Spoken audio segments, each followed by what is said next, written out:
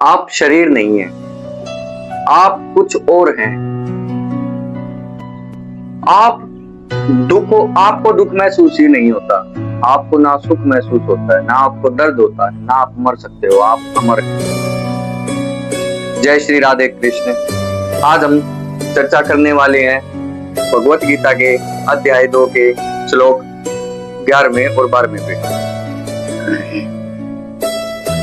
तो 11वें श्लोक में भगवान श्री कृष्ण अर्जुन से कहते हैं, हे अर्जुन, तुम पंडित पूर्ण वचन कहते हो, उनके लिए शोक कर रहे हो जो शोक करने के योग्य ही नहीं है। जो विद्वान होते हैं वे न तो जीवित के लिए और न ही मृत के लिए शोक करते हैं।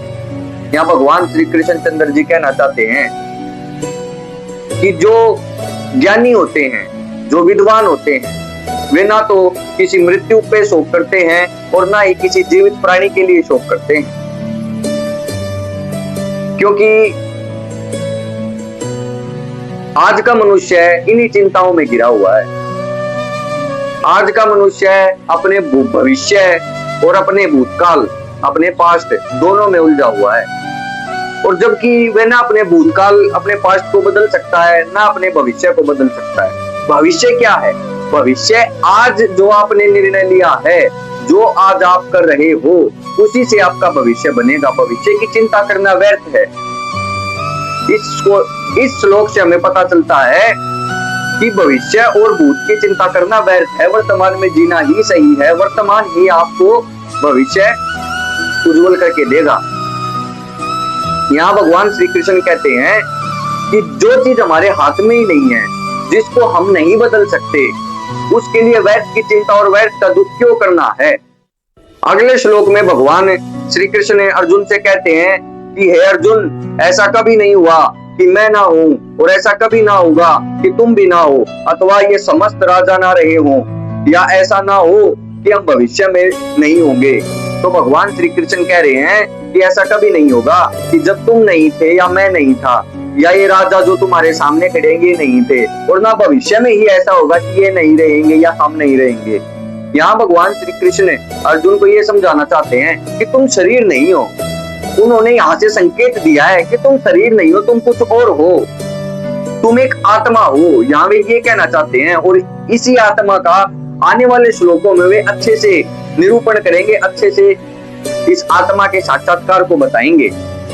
यहाँ उन्होंने एक संदेश दिया है, यहाँ उन्होंने एक हिंट दिया है कि तुम शरीर नहीं हो, तुम एक आत्मा हो।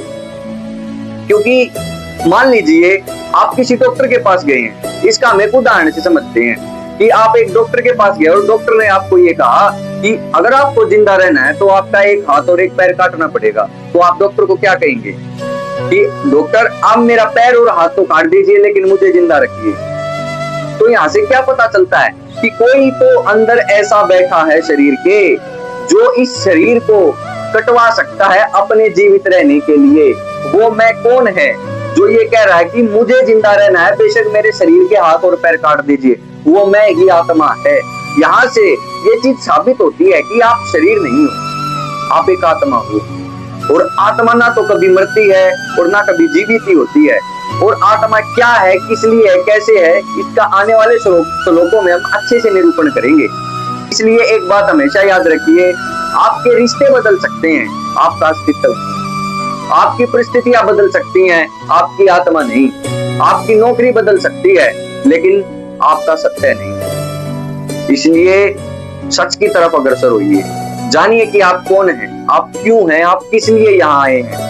व्यर्थ की चिंताओं में मत बढ़िए, व्यर्थ के भूत और भविष्य की चिंताओं में घुसकर अपना समय नष्ट मत कीजिए। आज के वर्तमान में जिए। आज का वर्तमान ही आपका भविष्य बनाएगा। आज का वर्तमान ही ये डिसाइड करेगा कि आप कहाँ जाएंगे और किस स्टेज तक आप खड़े रहेंगे।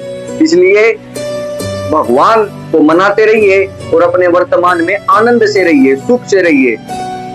ऐसे ही इन श्लोकों का आपके जीवन में क्या तात्पर्य है, आप इन श्लोकों को अपने जीवन में लागू करके कैसे अपने जीवन को सुखी और अपने भविष्य को समृद्ध बना सकते हैं। इन श्लोकों को सुनने के लिए, भगवद गीता के साथ भगवान श्री कृष्ण के साथ जुड़ने के लिए हमारे चैनल को लाइक कर ले, शेयर कर दे और सब्सक्राइब कर दे। जय जय श्री राधे कृष्ण।